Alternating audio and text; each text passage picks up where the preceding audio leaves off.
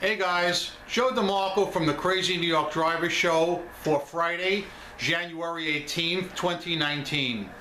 Welcome to another eBay video. I hope you will find today's video action-packed, enjoyable, and if anything, informative.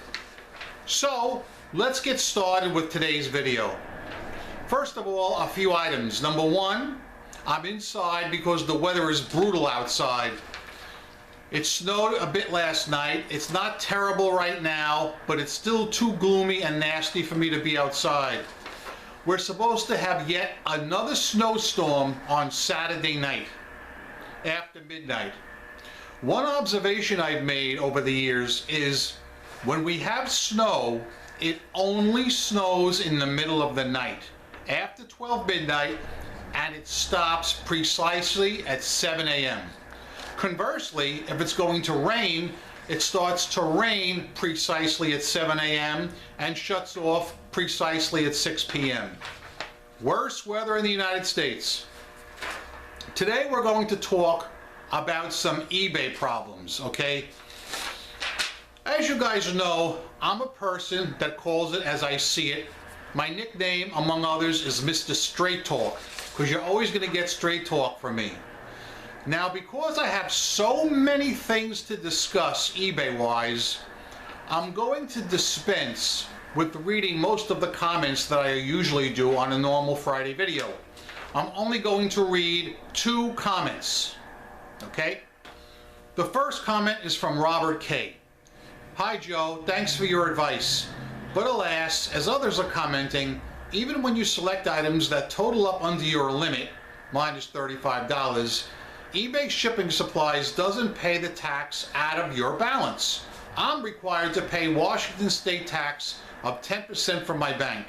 So I'm waiting until eBay allows PayPal. And the supply choices are getting fewer. No more 12 by 12, 10 by 10, or 8 by 8 boxes, for example. What's up with that? Well, Robert, you know, I noticed the same thing when I bought my boxes, that the choices are much fewer than they used to be. I have been told this is only a temporary measure, that the shipping supplies company has run out of a lot of choices, but they will be restocking in the future, but I can't give you a date on that right now. The other comment I want to read is from eCurb.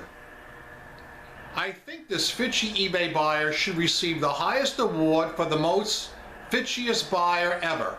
And he leaves a link to the feedback that a particular buyer has left for all of his sellers. Many people have reported him to eBay, yet he still continues to steal from good eBay sellers. I sent this guy's ID to Casey a couple of weeks ago, and he said he would try and get him kicked off. No luck there.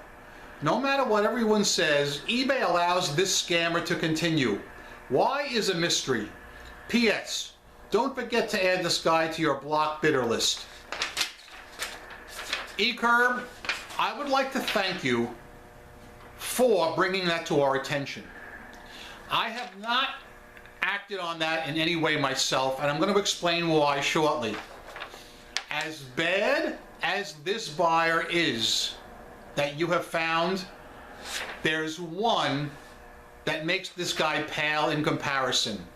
I would like to thank subscriber Dominic Battaglia for sending me a link to one of the most prolific negative feedback buyers, negative feedback leaving buyers I have ever seen in my 20 years on eBay. The fact that this is allowed to continue in the year 2019 makes me sick. Several weeks ago, I asked your opinion on something. I said, do you guys think I should expose the ID of fishy buyers or sellers? Only the most egregious ones, of course. Not somebody who does a screwball move now and then. I mean an egregious person, and every one of you said yes. Well, Battaglia sent me a link to this guy's profile, and it's just freaking sick. So, Earlier this week, I screenshot just the first page of his profile and I posted it in one of the Facebook groups I belong to. Boy, did the people go crazy when they saw that. Holy Christ! Most of the people wanted to know the ID of this particular buyer because on the Facebook post, I had not revealed it. You could not see it the way that I took the screenshot. You're going to see it now though, don't you worry about that. We're going to do the first of 3 cutaways now, and I'm going to show you what I consider the most prolific negative feedback lever on eBay that I have ever seen. When we come back, we'll talk about it some more. So let's go to cutaway number 1 right now. Okay guys, welcome to the Fitchy eBay Buyers Hall of Shame. The purpose of this segment is to make the community aware so that they may take any precautions they deem necessary to keep their account in good standing. As Pierre said many years ago, people are generally good. And I actually agree that 99.9% of the people who buy and sell on eBay are good people. However, it's going to happen. At some point, you're going to meet a fitchy buyer or a fitchy seller. And I've always said that when I encounter somebody that's abusing the feedback system, I'm going to expose them. Let's take a look at this. This is page number 1 of a buyer. This is feedback he's left for other people. Page number 1 of nothing but red. Look at this. Page number 2. Oh, wow, 1 green one. Page number 3. Number 4. Now here he did leave a few green ones, as you can see. I'm not sure why, but as you can see, there's no end to it. Number 5. Who in their right mind does this? Number 6. Number 7. We're going to be here all night, so I hope you guys have something to drink with you. Number 8.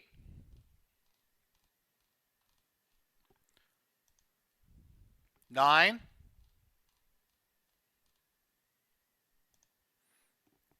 10,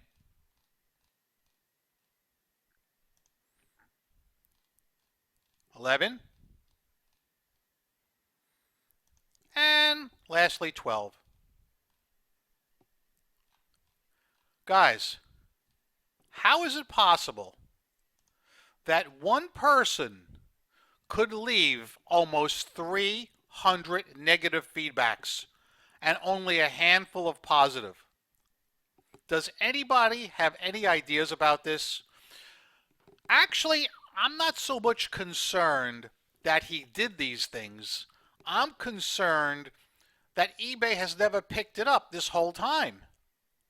Aren't there checks and balances in place to stop this? Now look here, during the past month, okay? This is page 1, by the way, we're on.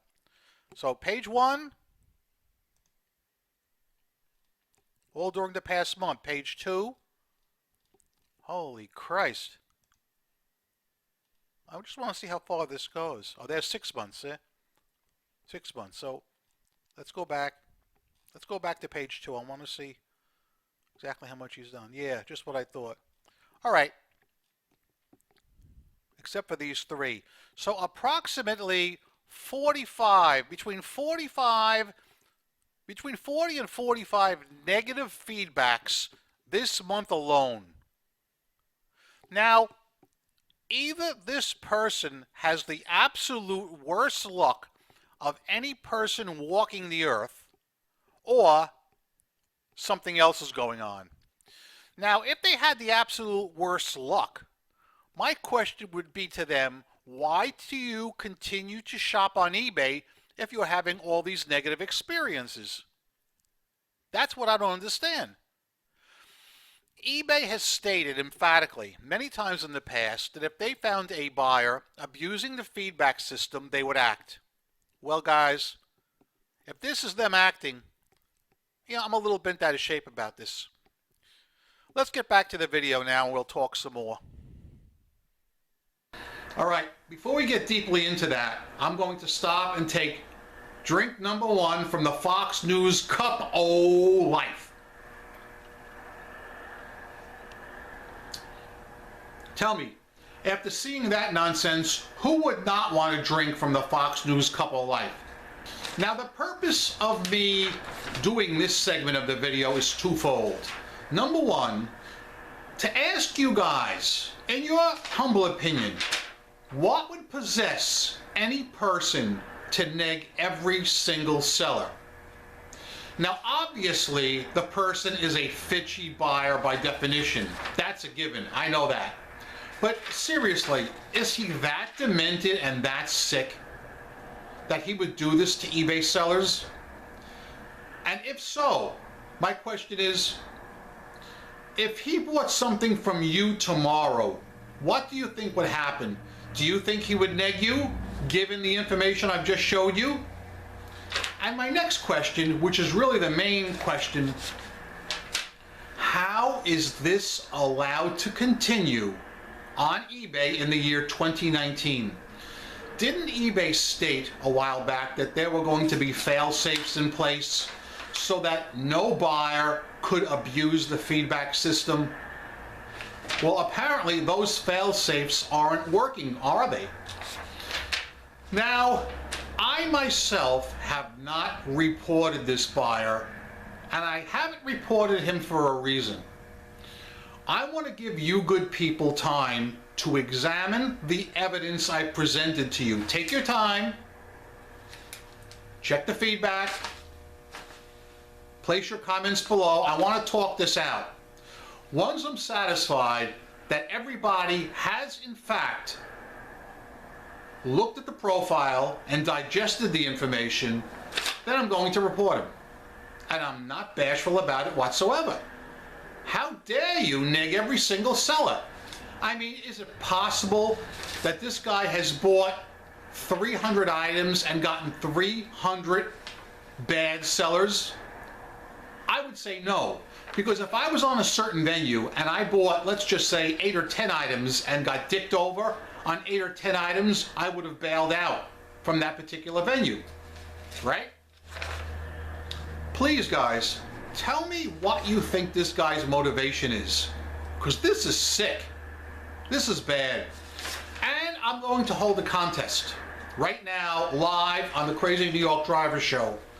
I will give a $20 eBay gift card to the first person who can find a single seller who's left more negative feedback than this cat.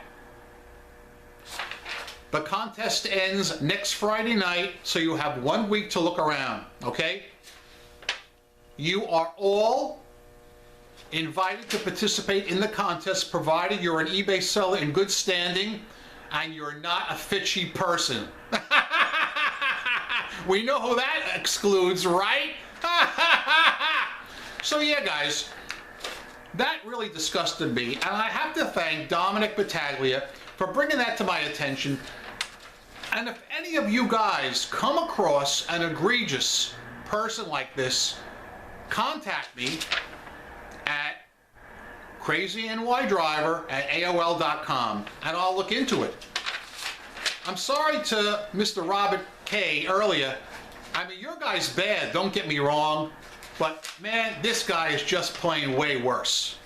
And I'm really mystified, and I'm honestly disgusted how this behavior is allowed to continue in the year 2019. This is something I would have expected during the Wild West days of eBay, but apparently something's not working, okay? Topic number 2, seller metrics. Guys, first of all, I'm going to show you how to locate your seller metrics, because I realize there's a lot of people that don't know how. So we're going to do cutaway number 2, and then we'll come back for our discussion. To determine your seller metrics, you're going to start right off here in eBay Seller Hub. You're going to hover over the Performance tab, and from the drop-down menu, you're going to click on Service Metrics. Then you will see this screen, and here is all the information you're going to need. On the left-hand side is basically a barometer, starting with low, average, high, and very high of your return rate for items that are either not as described or arrived damaged, etc. Here it says my peers are at 0.91% in eBay Motors, and I came in under that at 0.71%. Now, I gotta be honest with you. In my opinion, this is not entirely correct. I'll tell you why. Look over on the right, the reasons for your returns. Take a look at how your returns break down. Now, in my case, I had 2 for not working or defective, 1 for wrong item, and 3 for not as described. Those of you guys who know me know that I take great pains to describe my items and use the eBay drop-down compatibility chart. At no time did I ever send anybody the wrong item, or describe it incorrectly, or send an item that's not working or defective. These are cases where buyers chose those options so they would not have to pay the shipping back. But that's really not what I'm complaining about with this little graph. It does not take into account your legitimate returns, buyer remorse returns. For instance, change mind, found a better price, etc., etc. To the naked eye, to the untrained eye, you would look at this and say, well, Joe has only 0.71% return rate. That's very low. Joe's only had 6 returns out of 846 sales. Oh, he's doing great. Guys, this does not take into account buyer remorse returns. I really wish that they would show us those as well. The thing is, with eBay, they don't count buyer remorse returns against us. And that's great. But I would really like to know the total amount I have so I could adjust the percent of my return rate. I know my return rate is way higher than that. In fact, I'll even go a little further and tell you that most of my buyers are good, honest people. Therefore, what I'm saying is most of my returns are for buyer remorse, where the people are honest, they admit they screwed up or whatever, and they pay the return shipping. So those are not counted here. So if eBay is only picking up the 6 that were counted against me, I'm willing to bet there's probably another 12 at least. 12 legit returns that I had against me. But anyway, let's get back to the video now. All right, we're back. Cutaway number 2 means drink number 2 from the Fox News Cup O-Life. Now, I showed you my seller metrics, and according to eBay, I think my return percent was 0.74 or 0.71. I can't remember off the top of my head, which actually is fairly low. But they're not taking into account all the honest eBay sellers who return stuff to me and admitted they bought the wrong size because the item doesn't fit. I'm willing to bet my return percentage is closer to 4, possibly 5%. Because most of the eBay sellers I run into are honest people. The ones in the seller metrics, in which I had to pay the return shipping, some of them I actually showed you months ago, they're people that actually lied because they didn't want to have to pay the return shipping. Guys, anybody these days on eBay can lie. If I was to sell you a blue shirt right now for $20, you get the shirt, you could file item not as described and say, oh gosh, I really thought it was a red shirt. And even though I've done nothing wrong, I'm going to get banged for the return shipping. Because that's the way they have set up the return process now. Do I like it? Absolutely not. Absolutely not. This almost brings me back to the early days of eBay, when I used to come out and rant and rave, and with PayPal too. Remember that? I have made you guys a solemn promise. And one thing about me, guys, some of you agree with everything I do, some of you don't. But my word is the most important thing to me. If I don't have my word, I've got nothing. And I've always given you my word that I will come out here and give you straight talk, no matter what the issue, and I always will.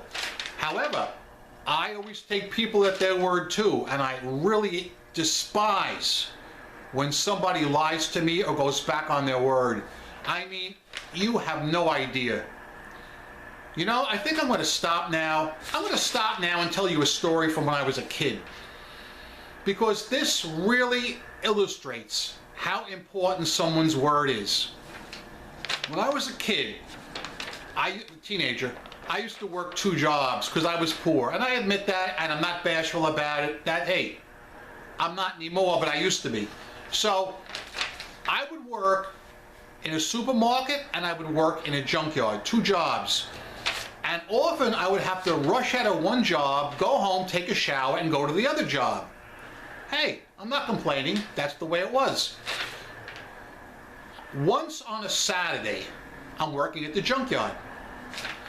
A customer comes in, an older guy, and he wants to buy a Mercury hubcap. So the guy came in and he wants to buy this Mercury hubcap. And I said, well, sir, I do have one, but I don't have it with me now. Can you come back another day and I'll bring it in for you? And he said something like, well, no, I'm visiting my brother. I'm from out of town. I'm visiting my brother, and I really, really would appreciate it if I could get it today. So I said to him, I'm leaving here at 2 o'clock. I'm going to run home and shower, and I'm going to drive to my other job, which is a supermarket, about half an hour away. I have a window of about 5 minutes. Can you meet me exactly at like 2:25 p.m.?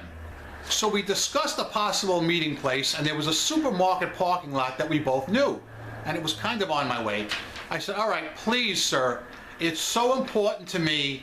Please show up on time. Don't be late. I don't want to be late for my other job, okay? So he agreed, and I really impressed it upon him how important it was to me that he show up on time. I go home, I shower, I grab the hubcap, throw it in the car, go to the parking lot, get there like 2:20, I'm early. All right, I wait, 2:25, nothing. 2:30, nothing.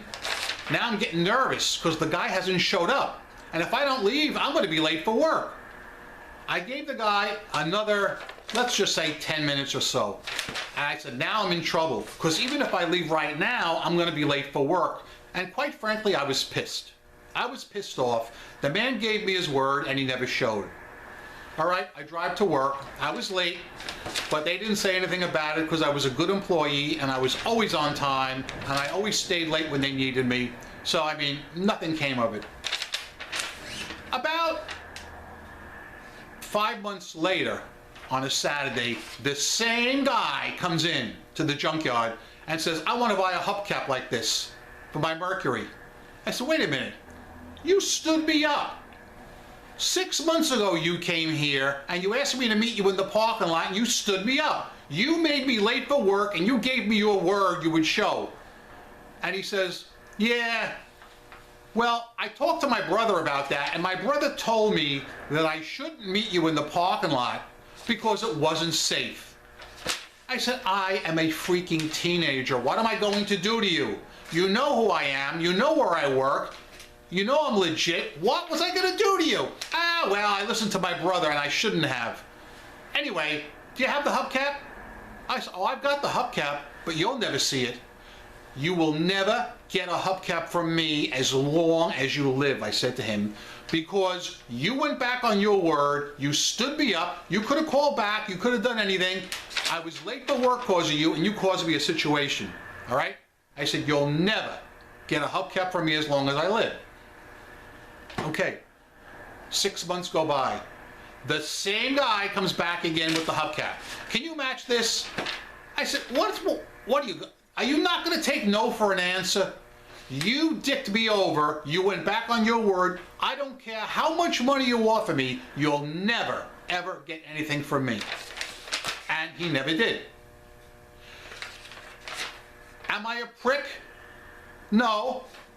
I'm a man of my word, and I really expect other people to be a man of their word, or show up, or at least tell me I can't make it or something. But what he did to me was totally terrible. He made me late for work. He never showed up. But that's the point I want to illustrate. I feel that a person's word is their bond, and it's very important. Okay guys, sorry for the mini rant, but I just wanted to try and press upon you how important someone's word is to me, and how important my word is when I give it out to somebody, okay? Let's get on to the next topic now, which is going to be drop shipping.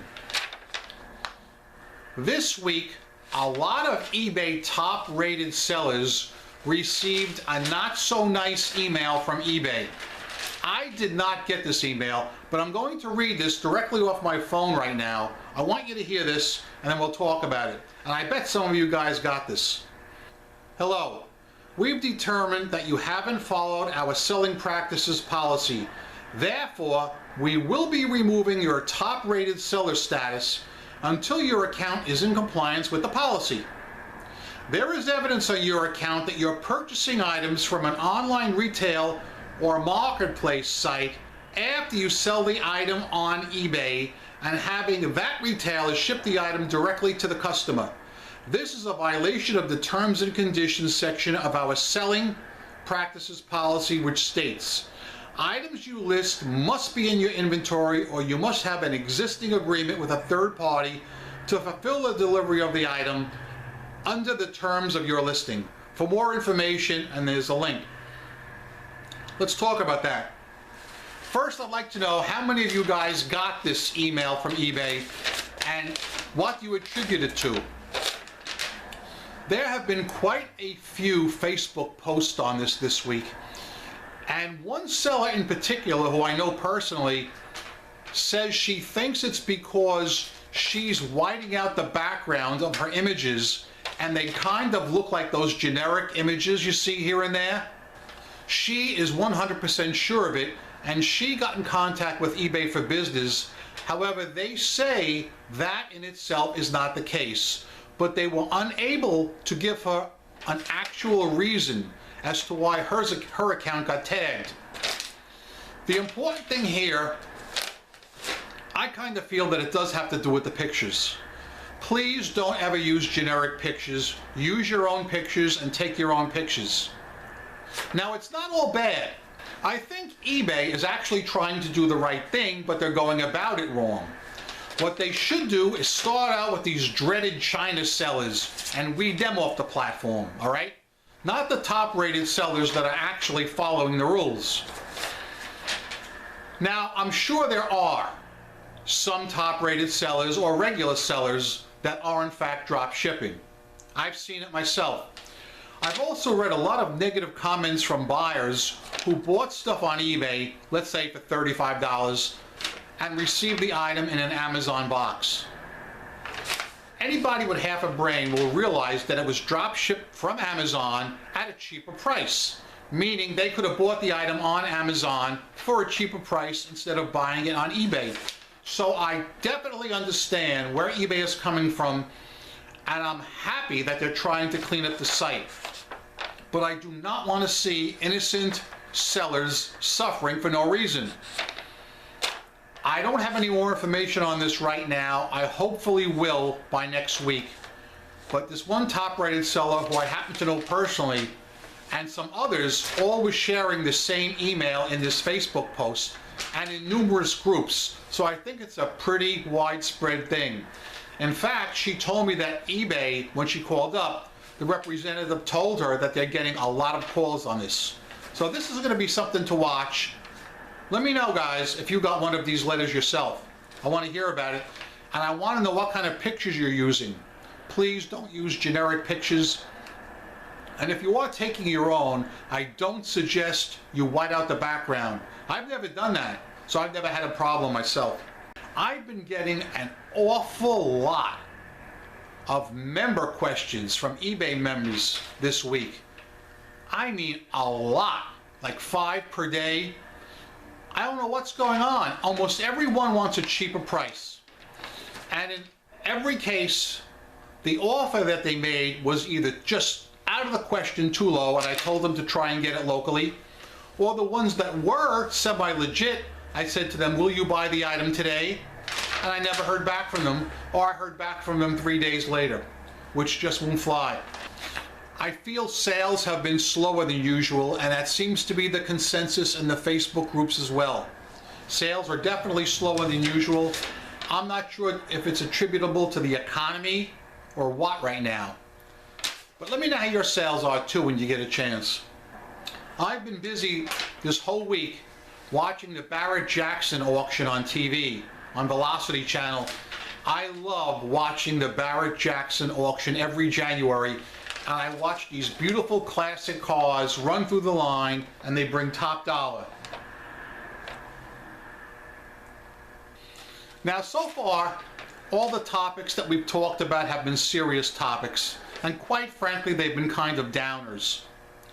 Now I'm going to switch to something a little bit more upbeat. I'm going to introduce you to Harry. Harry shares a lot of the sentiments that I share. But before we go any further, I want you to meet Harry. So let's get to that right now. Okay guys, I want to introduce you to my friend Harry right here. Harry agrees with me on just about everything, especially the important things. So what I'm going to do is I'm going to say some key sentences from the Crazy New York Driver show, and Harry is going to repeat them on his own. I am not a ventriloquist, okay? This is Harry himself talking. Don't be fitchy! Don't be fitchy! I love the Fox News Cup-O life. I love the Fox News Cup-O life. Rob Wolchek is a great reporter. Rob Wolchek is a great reporter. Fitchy people cannot sell on eBay. Fitchy people cannot sell on eBay. He is bloated looking. He is bloated looking. This is great. This is great. Are you going to say everything I say? Are you going to say everything I say? Back to the video. Back to the video. Okay guys, I've given you a lot to think about today, I know that. Let's do a quick rehash and I'll let you go. Number 1, what do you think about that one buyer who left negative feedback for almost 300 sellers, including about 60 this month alone? Can any of you tell me why he would do such a thing and why you think eBay is not acting on it? Number 2, can you give me any of your input on the other topic I told you regarding seller metrics? Do you have any opinions on that whatsoever? Also, do you have any opinion on the letter that's being sent out to a lot of top-rated sellers who got their top-rated seller status yanked, and we're not quite sure why, but we think it's because of those pictures with the white-out background. We think the bots are picking up the white-out background and thinking that these people are drop shipping. I do applaud eBay for cracking down on drop shipping. Don't get me wrong. If it's bought on eBay, it should come from eBay and not Amazon. Amazon. Pooey! But anyway, give me your opinion on that, please, if you would. And what do you think about Harry? Would you like to see Harry as an occasional guest on the show? Let me know about that. And what else? There's something else. Oh yes, Keith made a nice new beautiful website. I forgot to mention that earlier, which I should have. I'll put a link in the description box below if you guys want to check it out. He put a lot of work into it, and there's some good information there. So yeah, remember guys, I'm Crazy New York Driver and you're not. Thanks for watching. I come out here every Friday and I make an eBay video to try and help you be successful buying and selling on eBay. If you think I did a good job this week, please give me a thumbs up. It tells me I'm appreciated and I'm on the right track. If you don't think I did a good job, please put a comment in the comment section and tell me what you want me to talk about next week. Remember, I am a seller friend, not a seller critic or skeptic of any kind. I'm still making money online. I've solved problems. I've never worn a mask. So yeah, I figured you'd like to hear it from both of us. This week's show ending from both of us. Are you ready for it, guys? Go out there, make a lot of eBay sales, rock on,